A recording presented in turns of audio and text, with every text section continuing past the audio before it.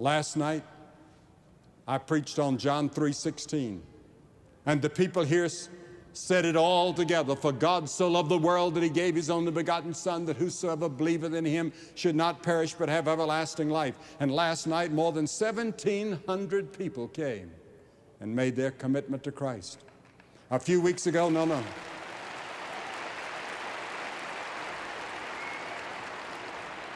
A few weeks ago in one of our crusades, a man looked at that same verse, and the counselor told him, you can put your name in that verse. You are the whosoever. For God so loved the world that he gave his only begotten Son, that whosoever, put your name there. Whosoever believeth or commit his life to him will never perish but have everlasting life. And then he had a grin on his face and he said, I like that. You can put your name tonight in that same way as all of those did last night. God so loved the world for you that he gave his Son. And you put your name and say, Lord, I open my heart and my life to you. I commit myself to you. For some of you, it may be that you're going to recommit your life. For others, you're going to make a brand new start.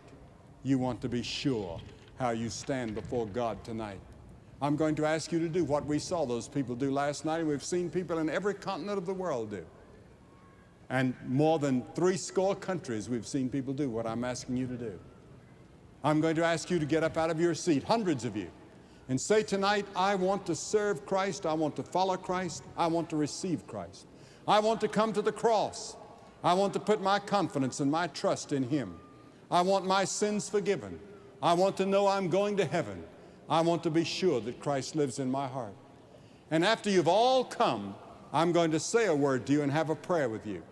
You say, well, Billy, why do you ask people to come forward publicly? Because Jesus, every person Jesus called, he called publicly.